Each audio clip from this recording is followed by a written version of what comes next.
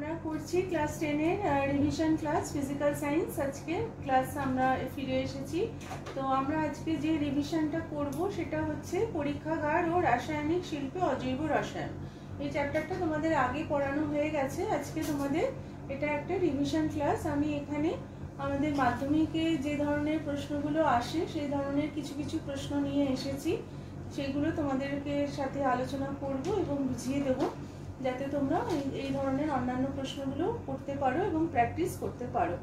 তো প্রথমে আমরা নিয়ে এসেছি দীর্ঘ উত্তর ভিত্তিক প্রশ্ন। এখানে প্রশ্নের নম্বর থাকে 3। এই প্রশ্নগুলো পাওয়া যায় গ্রুপ ডি তে, বিভাগ খ তে, যেখানে সাধারণ অংশ ফিজিক্স কেমিস্ট্রি সব থেকে মিলিয়ে মিশিয়ে প্রশ্নটা আসে। 3 নম্বরটা প্রায়ই দেখা যায় 2+1 ভেঙে দেওয়া হয়েছে। তো 3 নম্বরের প্রশ্ন হিসেবে এগুলো প্র্যাকটিস করতে হবে। তো প্রথমে যে প্রশ্নটা রেখেছি, পরীক্ষাগারে অ্যামোনিয়া গ্যাস প্রস্তুতির বিক্রিয়ার শর্ত ও রাসায়নিক সমীকরণ লেখো, রাসায়নিক পদার্থগুলির নামও উল্লেখ করো। তো এখানে আমাদের এই চ্যাপ্টারে অনেকগুলোই কম্পাউন্ড আছে, যে যৌগ আছে, যেগুলোর পরীক্ষাগারে প্রস্তুতি আমাদের পড়তে হচ্ছে এবং বা শিল্পোৎপাদন হয়তো পড়তে হচ্ছে। প্রত্যেকটারই নীতি খুব ভালো করে পড়া দরকার। বিক্রিয়ার শর্ত, রাসায়নিক সমীকরণ এগুলো কিন্তু প্রায়ই ঘুরিয়ে ফিরিয়ে আসে, সেই জন্য এগুলো প্রত্যেকটাই, যে কটা এই চ্যাপ্টারে আছে প্রত্যেকটাই কিন্তু খুব ভালোভাবে পড়তে হবে এবং রাসায়নিক সমীকরণগুলো, সমিত সমীকরণ যাতে লিখতে পারো সেইভাবে প্র্যাকটিস করতে হবে। অ্যামোনিয়ার ক্ষেত্রে কি করা হয় তোমরা জানো, অ্যামোনিয়াম ক্লোরাইড থেকে ক্যালসিয়াম হাইড্রক্সাইড বা ক্যালসিয়াম অক্সাইড, পলিচুন বা পোড়াচুন সহযোগে এটাকে উত্তপ্ত করা হয়। এটাকে খুব শুকনো অবস্থায় শুষ্কভাবে নিতে হয়, খুব ভালোভাবে মিশিয়ে তারপর এখানে উত্তপ্ত করা হয়, করে তারপরে অ্যামোনিয়া উৎপন্ন করা হয়। তো রাসায়নিক পদার্থগুলো এখানে অ্যামোনিয়াম ক্লোরাইড এবং ক্যালসিয়াম হাইড্রক্সাইড, পলিচুন বা পোড়াচুন ক্যালসিয়াম অক্সাইড। তো এখানে সমীকরণ দুটোও লেখা হয়েছে। অ্যামোনিয়াম ক্লোরাইড ক্যালসিয়াম হাইড্রক্সাইড নিলে অ্যামোনিয়া, ক্যালসিয়াম ক্লোরাইড এবং জল। যদি তুমি ক্যালসিয়াম অক্সাইড নাও, একই রকম রাসায়নিক বিক্রিয়াটা সমিত সমীকরণ লিখতে পারাটাই ভালো। একই ধরনের প্রশ্ন হচ্ছে হাইড্রোজেন সালফাইড ও নাইট্রোজেনের পরীক্ষাগার প্রস্তুতি থেকেও তোমাকে একই রকম প্রশ্ন করতে পারে, অর্থাৎ কি কি রাসায়নিক পদার্থ নিতে হবে, বিক্রিয়ার শর্ত এবং রাসায়নিক সমীকরণ, তো সেগুলো লিখতে পারতে হবে, সেরকম আমি একটু আগেই বললাম। পরের প্রশ্নটা রেখেছি ইউরিয়ার শিল্পোৎপাদনের শর্ত ও বিক্রিয়ার সমীকরণ দাও। ইউরিয়া একটা খুব ইম্পর্টেন্ট একটা যৌগ, যেটা থেকে প্রশ্ন আসতে পারে, তো সেই জন্য এটারও আমাদের পড়তে হবে। প্রায় 175 বায়ুমণ্ডলীয় চাপ ও 170 থেকে 190 ডিগ্রি সেলসিয়াস উষ্ণতায় বদ্ধ পাত্রে অতিরিক্ত পরিমাণ নির্জল তরল অ্যামোনিয়া নেওয়া হয় এবং কার্বন ডাইঅক্সাইডের বিক্রিয়া ঘটিয়ে ইউরিয়ার শিল্পোৎপাদন করা হয়। রাসায়নিক সমীকরণটা এখানে লেখা হয়েছে। প্রথম ধাপে অ্যামোনিয়ার সাথে কার্বন ডাইঅক্সাইড বিক্রিয়া করলে তৈরি হয় অ্যামোনিয়াম কার্বামেট, যেটা দ্বিতীয় ধাপে অ্যামোনিয়াম কার্বনেটটা বিয়োজিত হয়ে ইউরিয়া উৎপন্ন করে, NH2CO NH2। এই সমীকরণগুলো সঠিকভাবে লিখতে জানতে হবে, পারতে হবে, এগুলো বারবার প্র্যাকটিস করাটা দরকার। পরের যে প্রশ্নটা রেখেছি, পরীক্ষাগারে উৎপন্ন H2S গ্যাসকে জলীয় বাষ্প মুক্ত করতে গাঢ় H2SO4, অনার্দ্র ক্যালসিয়াম ক্লোরাইড বা পোড়াচুন ব্যবহার করা হয় না কেন? দেখো, গাঢ় H2SO4 ব্যবহার করলে সেটা তার জারণ ধর্মের জন্য হাইড্রোজেন সালফাইডকে জারিত করে সালফার অধক্ষিপ্ত করে। ক্যালসিয়াম ক্লোরাইড যদি ব্যবহার করা হয় তাহলে ক্যালসিয়াম ক্লোরাইডের সাথেও H2S তার অ্যাসিড ধর্মের জন্য বিক্রিয়া করে ক্যালসিয়াম সালফাইড এবং HCl উৎপন্ন করে। একই কারণে ক্ষারধর্মী ক্যালসিয়াম অক্সাইডের সাথে বিক্রিয়ায় H2S কি করে, ক্যালসিয়াম সালফাইড এবং জল উৎপন্ন করে। সেই জন্য এই সমস্ত পদার্থগুলোর কোনোটাকেই হাইড্রোজেন গ্যাসের থেকে জলীয় বাষ্প মুক্ত করতে ব্যবহার করা যায় না। যদি এই প্রত্যেকটাই নিরোধক পদার্থ হিসেবে পরিচিত, এরা জলীয় বাষ্প শোষণ করে নেয়, কিন্তু এরা প্রত্যেকেই H2S এর সাথে রাসায়নিক বিক্রিয়া করে বলে এদেরকে H2S এর উৎপন্ন যে জলীয় বাষ্প থাকে তার মধ্যে সেটাকে মুক্ত করতে ব্যবহার করা সম্ভব হয় না। আচ্ছা, প্রাকৃতিক প্রক্রিয়ায় নাইট্রোজেনের আবদ্ধকরণ বর্ণনা করো, অর্থাৎ কিভাবে নাইট্রোজেন আবদ্ধীকরণ হয়। নাইট্রোজেন আবদ্ধীকরণ প্রাকৃতিক বা কৃত্রিম উপায়ে বায়ুমণ্ডলে নাইট্রোজেনকে নাইট্রোজেন ঘটিত যৌগে রূপান্তরিত করার যে পদ্ধতি, সেটাকে নাইট্রোজেনের আবদ্ধীকরণ বলে। তো এটার জন্য বর্ষাকালে যখন বজ্রপাত বা আকাশে যখন বিদ্যুৎ চমকায় তখন বায়ুর অক্সিজেন এবং নাইট্রোজেন পরস্পর রাসায়নিকভাবে যুক্ত হয়ে নাইট্রিক অক্সাইডে পরিণত হয়। এই নাইট্রিক অক্সাইড বাতাসের অক্সিজেন দ্বারা জারিত হয়ে নাইট্রোজেন ডাইঅক্সাইডে পরিণত হয়। উৎপন্ন নাইট্রোজেন ডাইঅক্সাইড বৃষ্টির জলের সাথে বিক্রিয়া করে নাইট্রাস অ্যাসিড এবং নাইট্রিক অ্যাসিডে পরিণত হয়, যা বৃষ্টির জলের সাথে মাটিতে নেমে আসে। এই নাইট্রিক অ্যাসিড মাটিতে উপস্থিত ক্যালসিয়াম কার্বনেট, সোডিয়াম কার্বনেট ইত্যাদি ক্ষার জাতীয় পদার্থের সাথে বিক্রিয়া করে জলে দ্রবীভূত হয়, এরকম নাইট্রেট লবণ গঠন করে। এই লবণগুলো মাটিতে তারপরে মিশে যায় এবং এই লবণগুলো থেকে উদ্ভিদ তার যে জরুরি যে দরকার যে নাইট্রেট লবণগুলো থেকে যে প্রোটিনটা সে যে সংগ্রহ করে সেটা এইভাবে সে উদ্ভিদ পেয়ে যায়। তো এইভাবে প্রাকৃতিক প্রক্রিয়ায় নাইট্রোজেনের আবদ্ধীকরণ হয়ে থাকে। তারপরে রেখেছি যে প্রশ্নটা, অসওয়াল পদ্ধতিতে নাইট্রিক অ্যাসিডের শিল্প প্রস্তুতির নীতি ও রাসায়নিক সমীকরণ লেখো। অসওয়াল পদ্ধতিতে এখানে আমাদের নাইট্রিক অ্যাসিড আছে, হাইড্রোক্লোরিক অ্যাসিড আছে এবং সালফিউরিক অ্যাসিড আছে। তিনটে পদ্ধতিতেই আমাদের শিল্প প্রস্তুতিটা আমাদের পড়তে হচ্ছে। তো সেখানে প্রত্যেকটারই নীতি ও রাসায়নিক সমীকরণ কিন্তু পড়তে হবে। অসওয়াল পদ্ধতির ক্ষেত্রে শুষ্ক বিশুদ্ধ আচ্ছা না, প্রথমে হচ্ছে নাইট্রিক অ্যাসিডের ক্ষেত্রে আমরা কি করছি, শুষ্ক বিশুদ্ধ অ্যামোনিয়া নিচ্ছি, ধূলিকণা মুক্ত বায়ু মিশ্রণকে 5 থেকে 7 বায়ুমণ্ডলীয় চাপে ও 700 থেকে 800 ডিগ্রি সেলসিয়াস উষ্ণতার উত্তপ্ত প্ল্যাটিনাম অথবা প্ল্যাটিনাম রেডিয়াম ধাতু সংকর ব্যবহার করা যেতে পারে। অতি দ্রুত প্রবাহিত করা হয়, এত দ্রুত যে এই দুটো মিশ্রণের সংস্পর্শকাল 0.0014 সেকেন্ডের বেশি রাখা হয় না, কারণ এর ফলে কি হয়, যদি এর থেকে বেশি রাখা হয় অ্যামোনিয়া জারিত হয়ে নাইট্রিক অক্সাইডে পরিণত হতে পারে। তো এইখানে এই বিক্রিয়ার ফলে কি হচ্ছে, অ্যামোনিয়া জারিত হয়ে নাইট্রিক অক্সাইডে পরিণত হচ্ছে। তো এই যে নাইট্রিক অক্সাইড দ্বিতীয় ধাপে যেটা উৎপন্ন নাইট্রিক অক্সাইড গ্যাসটা বায়ুর অক্সিজেন দ্বারা জারিত হয়ে নাইট্রোজেন ডাইঅক্সাইডে পরিণত হচ্ছে। তারপরে এই নাইট্রোজেন ডাইঅক্সাইড গ্যাসকে জলে যদি শোষণ করানো হয় এবং তখন আস্তে আস্তে নাইট্রিক অ্যাসিডটা উৎপন্ন হয়। এই নাইট্রিক অ্যাসিডকে পাতিত করে ঘন করে নেওয়া হয় এবং গাঢ় ইস্টেসোফোর দ্বারা আবার পাতিত করলে নাইট্রিক অ্যাসিডটা পাওয়া যায়। এখানে যে নাইট্রিক অক্সাইডটা আবার উৎপন্ন হচ্ছে, সেই নাইট্রিক অক্সাইডটাকে আবার জারিত করে নাইট্রোজেন ডাইঅক্সাইডে পরিণত করা যেতে পারে বা অ্যামোনিয়ার অনুঘটকীয় জারণে কাজে লাগানো যেতে পারে, করে আবার প্রসেসটা রিপিট করা যেতে পারে। তো একই রকম প্রশ্ন, হেবার পদ্ধতিতে অ্যামোনিয়া প্রস্তুতি ও স্পর্শ পদ্ধতিতে সালফিউরিক অ্যাসিডের প্রস্তুতির নীতি ও রাসায়নিক সমীকরণগুলো লেখো। এই একই ধরনের, আমি বারবার বলছি, এই চ্যাপ্টারের প্রত্যেকটা যৌগ যেগুলোর এখানে প্রস্তুতি আছে, সে শিল্প প্রস্তুতি হোক কি পরীক্ষাগার প্রস্তুতি, খুব ভালোভাবে নীতি এবং রাসায়নিক সমীকরণগুলো পড়ে রাখতে হবে এবং জানতে হবে। পরের যে প্রশ্নটা রেখেছি, অ্যামোনিয়ার বিজারণ ধর্ম আলোচনা করো, H2S গ্যাসের বিজারণ ধর্মের উদাহরণ দাও। এগুলো যে কোনোটাই আসতে পারে। উত্তপ্ত কপার অক্সাইডের উপর দিয়ে অ্যামোনিয়া চালনা করলে দেখা যায় যে অ্যামোনিয়া কিউপ্রিক অক্সাইডকে কপারে বিজারিত করে। এখানে তারপরে নিজে নাইট্রোজেন গ্যাসে পরিণত হয়। এই বিক্রিয়া থেকে এটাও প্রমাণ হয় যে অ্যামোনিয়াতে নাইট্রোজেন আছে। H2S গ্যাসকে যদি ক্লোরিনের জলীয় দ্রবণের মধ্যে দিয়ে পাঠানো হয় তাহলে সালফার অধক্ষিপ্ত হয়, নিজে জারিত হয় আর ক্লোরিনকে বিজারিত করে। এটা H2S গ্যাসের বিজারণ ধর্মের উদাহরণ। তো এইভাবে আমরা এই ধরনের প্রশ্নগুলো এখানে পড়ে রাখবো।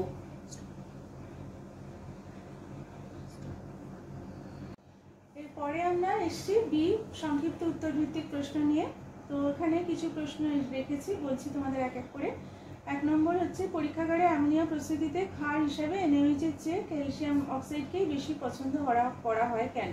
তো এখানে দেখবে যে অ্যামোনিয়া প্রস্তুতির কতগুলো বিশেষ ব্যাপার আছে, সেটা তার মধ্যে এটা একটা, যে অ্যামোনিয়াম লবণ থেকে ক্ষারের সাথে বিক্রিয়ায় অ্যামোনিয়া তৈরি করা হচ্ছে, কিন্তু ক্ষার হিসেবে দেখো NaOH এর থেকে ক্যালসিয়াম অক্সাইডকেই পছন্দ করা হচ্ছে। একটু আগে আমি তোমাদের অ্যামোনিয়া প্রস্তুতির রাসায়নিক বিক্রিয়া দেখালাম, সেখানে আমরা দেখলাম যে অ্যামোনিয়ার সঙ্গে কিন্তু জলীয় বাষ্প উৎপন্ন হচ্ছে। তো এই জলীয় বাষ্পকে ক্যালসিয়াম অক্সাইড শোষণ করতে পারে, অ্যাবজর্ব করতে পারে। সেই জন্য NaOH এর তুলনায় ক্যালসিয়াম অক্সাইড যদি ব্যবহার করা হয় তাহলে অ্যামোনিয়াটাকে শুষ্কভাবে সংগ্রহ করা সম্ভব, কারণ আমরা জানি যে অ্যামোনিয়া জলে অত্যন্ত মাত্রায় দ্রবীভূত হয়। সেই জন্য ক্যালসিয়াম অক্সাইডটা যদি ব্যবহার করা হয় তাহলে ক্যালসিয়াম অক্সাইডটা কি করে, ওই জলীয় বাষ্পটাকে শোষণ করে নিতে পারে। এই জন্য NaOH এর চেয়ে ক্যালসিয়াম অক্সাইডকেই বেশি পছন্দ করা হয়। 2 নম্বর প্রশ্ন, দুটি গ্যাসের বিক্রিয়ায় একটি কঠিন পদার্থ উৎপন্ন হয়, গ্যাসগুলির নাম ও সমীকরণ লেখো। তো এটাও অ্যামোনিয়ার থেকে প্রশ্নটা নেওয়া হয়েছে, যে তোমরা জানো অ্যামোনিয়া এবং হাইড্রোজেন ক্লোরাইড গ্যাসের বিক্রিয়ায় উৎপন্ন হয় একটি কঠিন পদার্থ NH4Cl। তাহলে গ্যাসগুলোর নাম কি হলো, অ্যামোনিয়া এবং হাইড্রোজেন ক্লোরাইড। আর কঠিন পদার্থটা হচ্ছে অ্যামোনিয়াম ক্লোরাইড, সমীকরণ হচ্ছে NH3 + HCl = NH4Cl। অ্যামোনিয়া গ্যাসকে কিভাবে শনাক্ত করা যায়? অ্যামোনিয়ার তো জানো তোমরা একটা তীব্র ঝাঁঝালো গন্ধ আছে। এছাড়াও অ্যামোনিয়াকে এক্ষুনি আমরা যে বিক্রিয়াটা বললাম, অ্যামোনিয়া গ্যাসের সংস্পর্শে দুটো গ্যাসের সংস্পর্শে একটা কঠিন পদার্থ উৎপন্ন হয়, এভাবেও অ্যামোনিয়াকে শনাক্ত করা যেতে পারে। এছাড়া নেসলার বিকারকের সাহায্যে অ্যামোনিয়া গ্যাসকে শনাক্ত করা যেতে পারে। নেসলার বিকারক যদি স্বল্প পরিমাণ অ্যামোনিয়ার সংস্পর্শে আসে তাহলে তামাটে বাদানি দ্রবণ তৈরি হয়, বা খুব যদি বেশি পরিমাণ নেসলার বিকারক ব্যবহার করা হয় তামাটে বাদানি অধক্ষেপ উৎপন্ন করে। তো এইভাবে আমরা অ্যামোনিয়া গ্যাসকে শনাক্ত করতে পারি। পরীক্ষাগারে তারপরে যে প্রশ্ন রাখা হয়েছে H2S গ্যাস প্রস্তুতির জন্য যে সতর্কতা, সেইগুলো অ্যামোনিয়ার প্রস্তুতির সতর্কতা। আমি বারবার বলছি এই প্রস্তুতি সংক্রান্ত যা যা প্রশ্ন থাকবে আমাদের ভীষণ ভালোভাবে পড়তে হবে। তো সেই জন্য এইগুলো আমি বারবার বলছি যাতে এগুলো আমরা পড়ি। তো হাইড্রোজেন সালফাইডের ক্ষেত্রে বা অ্যামোনিয়ার ক্ষেত্রে তোমরা হয়তো জানো, তো এখানে হাইড্রোজেন সালফাইডের জন্য দেখো, হাইড্রোজেন সালফাইড তোমরা জানো যে একটা অত্যন্ত দুর্গন্ধ বিশিষ্ট একটা গ্যাস। তো এখানে হাইড্রোজেন সালফাইড যখন প্রস্তুত করা হয় কী কী রাসায়নিক পদার্থ থেকে করা হয় তোমরা নিশ্চয়ই জানো। তো আমি আবার একবার বলে দিচ্ছি, এখানে আমরা কি করি, হাইড্রোজেন সালফাইড যখন প্রস্তুত করি তখন আমরা ফেরাস সালফাইড নিয়ে থাকি। ফেরাস সালফাইডের সাথে লঘু সালফিউরিক অ্যাসিড সাধারণ তাপমাত্রায় তৈরি করা হয়। তো এখানে কিরযন্ত্রেও এই হাইড্রোজেন সালফাইড তৈরি করা যেতে পারে, কিন্তু হাইড্রোজেন সালফাইড অত্যন্ত দুর্গন্ধযুক্ত বিষাক্ত গ্যাস বলে এখানে একটু সাবধানতা অবলম্বন করা উচিত, যাতে হাইড্রোজেন সালফাইড যখন চারদিকে ছড়িয়ে পড়ে যাতে আবহাওয়াটা বিষাক্ত হয়ে যেতে পারে, সেটা যাতে না হয় সেটা আমাদের দেখা উচিত। এবং হাইড্রোজেন সালফাইড গ্যাস যদি কেউ বেশি শোকে তাহলে সে অজ্ঞানও হয়ে যেতে পারে। এই জন্য পরীক্ষাগারে ফিউম চেম্বার বা হুড সমেত ধূম্র কক্ষে এই প্রস্তুতির বিক্রিয়াটি করা দরকার। সমগ্র ব্যবস্থাটা বায়ুনিরুদ্ধ হওয়া উচিত।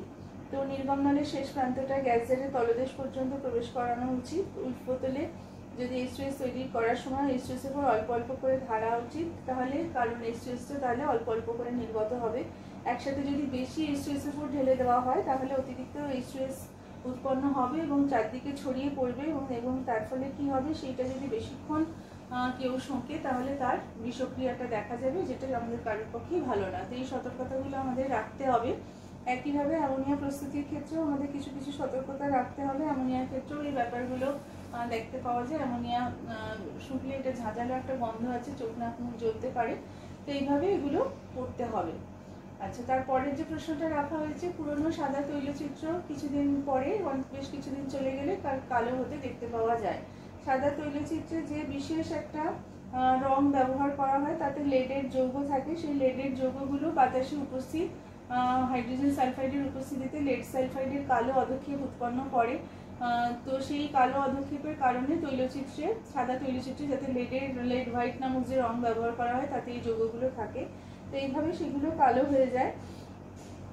তো এখানে তুমি এই সমীকরণটা দিতে পারো, বা একই কারণে রূপোর জিনিস কেন কালো হয়ে যায় সেটা আমি প্রশ্নটা যদিও এখানে দিইনি, কিন্তু এখানে আনসারটা এটা লিখছিলাম বলে লিখেছি যে রূপোর সাথেও এই হাইড্রোজেন সালফাইডের বিক্রিয়ায় সিলভার সালফাইডের অধক্ষেপ উৎপন্ন হয়, যেটা কালো, এই জন্য রূপোর জিনিসও কালো হয়ে যেতে দেখতে পাওয়া যায়।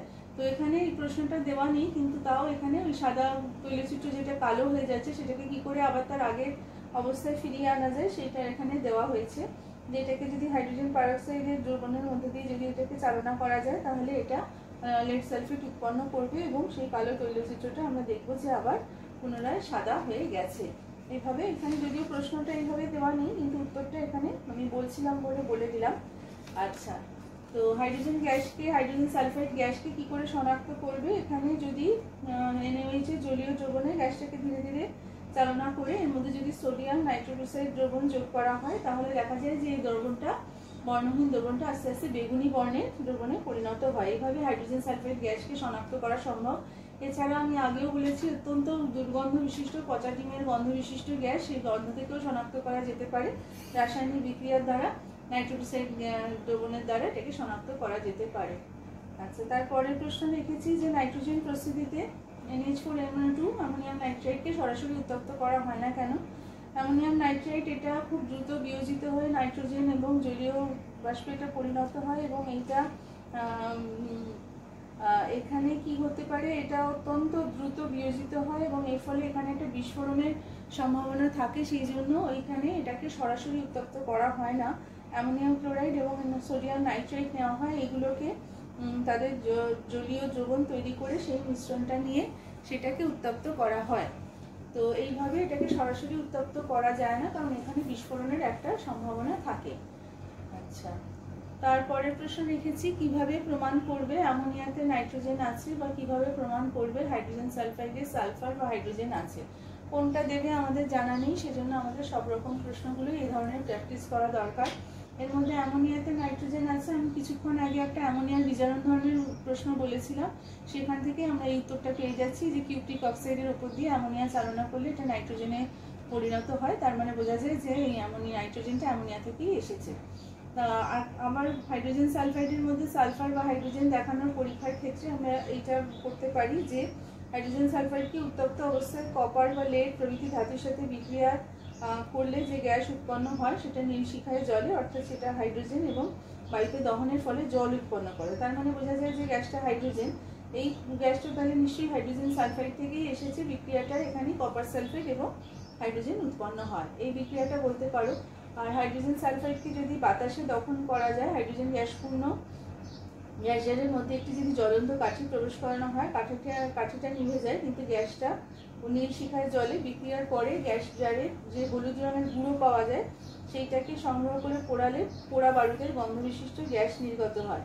তার মানে আমরা বুঝতে পারছি যে সালফার ডাইঅক্সাইড গ্যাস উৎপন্ন হয়। এটাকে যদি অ্যাসিড মিশ্রিত কমলা বর্ণের পটাশিয়াম ডাইকোনের দ্রবণে চালনা করা যায়, দ্রবণের বর্ণটা গাঢ় সবুজ হয়। এর থেকে প্রমাণিত হয় যে গ্যাসটা হলো সালফার ডাইঅক্সাইড। তার মানে যেটা ওই গুঁড়ো হলুদ পদার্থটার দহনে উৎপন্ন হয়েছে, তার মানে বুঝতে পারি যে হলুদ গুঁড়োটা হচ্ছে সালফার। এই সালফারটা এসছে কিন্তু হাইড্রোজেন সালফাইড থেকে। এখানে শুধু সমীকরণগুলো লেখা আছে, তুমি যখন উত্তরটা দেবে তোমাকে কিন্তু তার সাথে 2 লাইন অবশ্যই লিখতে হবে। এখানে তারপরে আরেকটা প্রশ্ন, বায়ুতে নাইট্রোজেনের উপস্থিতির তাৎপর্য লেখো। বায়ুতে নাইট্রোজেন উপস্থিতির ফলে নাইট্রোজেন কি করে? বাতাসে অক্সিজেনের উপস্থিতির কারণে যে দহন বিক্রিয়াগুলো হয় তার তীব্রতাটা কমিয়ে দেয়।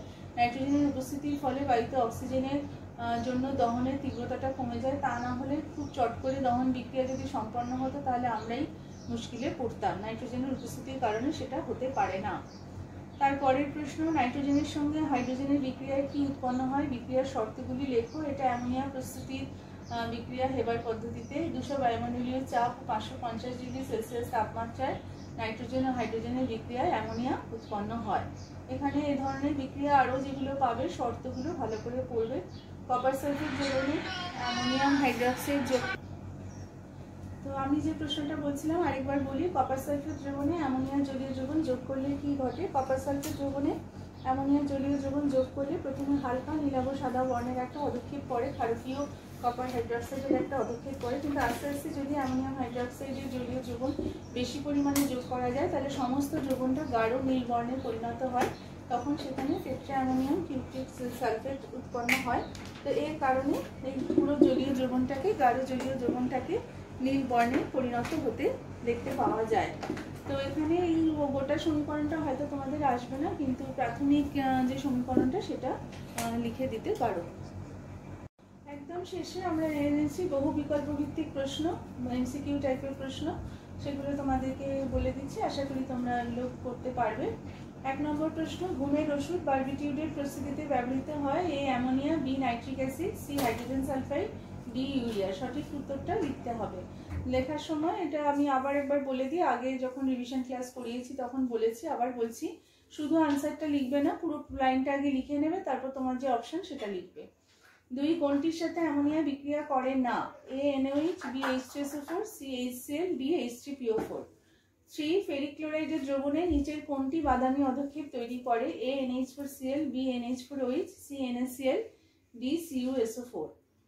4, ইউরিয়া প্রস্তুতিতে প্রয়োজন হয় না? এ NH3, বি CO2, সি 170 থেকে 190 ডিগ্রি সেলসিয়াস তাপমাত্রা, ডি MnO2 অনুঘটক।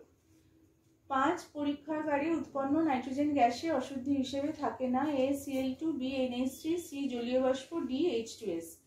6, নিচের কোন গ্যাসটিকে বর্ণের সাহায্যে চেনা যায় না? A Cl2, B NO2, C H2S, D কোনটিই নয়।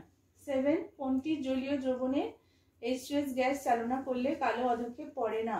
A ZnSO4, B CuSO4, C AgNO3, D PbNO3(2). তারপরের যে প্রশ্ন সেটা হচ্ছে নাম্বার 8, H2S বায়ুতে কোন বর্ণের শিখায় জ্বলে? A সবুজ, B হলুদ, C লাল, D নীল। 9 নম্বর প্রশ্ন, লে-ব্যাং পদ্ধতির প্রথম ধাপে উপজাত হিসেবে কোন গ্যাসীয় পদার্থ উৎপন্ন হয়? A HCl, B SO2, C NH3, D H2S। 10 নম্বর প্রশ্ন, পাইরোসালফিউরিক অ্যাসিড ওলিয়ামের সংকেত হলো কোনটা বলতে হবে? A H2S2O8, B H2S2O6, C H2S2O7, D H2S2O5। 11 Oswald পদ্ধতিতে HNO3 উৎপাদনের প্রথম ধাপে সর্বোত্তম উষ্ণতা হলো A 400 থেকে 500 ডিগ্রি সেলসিয়াস, B 600 থেকে 700 ডিগ্রি সেলসিয়াস, C 800 থেকে 900 ডিগ্রি সেলসিয়াস, D 1000 থেকে 1200 ডিগ্রি সেলসিয়াস। 12 নিচের কোনটি হিমায়ক রূপে ব্যবহৃত হয়? A NH4OH দ্রবণ, B গ্যাসীয় NH3, C কঠিন NH3, D তরল NH3। 13 অসওয়াল্ড পদ্ধতিতে HNO3 প্রস্তুতির সময় NH3 ও বায়ু মিশ্রণের সাথে অনুঘটকের স্পর্শকাল হওয়া উচিত। A 0.012 second, B 0.0014 second, C 12 second, D 1.24 second. তো এখানে আবার বলছি, এই ধরনের প্রশ্নে প্রথমে পুরো লাইনটা লিখে নেব, তারপর 4টে অপশনের মধ্যে যে অপশনটা আমার ঠিক লাগছে সেই অপশনটাই নেব, এইভাবে করব। তো এখানে কিছু প্রশ্ন তোমাদের নমুনা হিসেবে দেখানো হলো। তোমরা টেস্ট পেপার, বই, রেফারেন্স বই যেখান থেকে যত প্রশ্ন পারো লিখে লিখে প্র্যাকটিস করো। সামনে সিলেকশন টেস্ট আসছে, লিখে লিখে উত্তরগুলো প্র্যাকটিস না করলে মুশকিল হবে। নির্দিষ্ট সময়ের মধ্যে তখন অনেকগুলো প্রশ্নের উত্তর দিতে হবে। প্রত্যেকটা চ্যাপ্টার থেকে টেস্ট পেপার সলভ করাটা খুব ভালো। আশা করি সবাই সেভাবে এবার নিজেদের প্রস্তুত করবে। নেক্সট আমরা রিভিশন অন্য একটা কোনো চ্যাপ্টার নিয়ে ফিরে আসবো। সবাইকে অনেক ধন্যবাদ।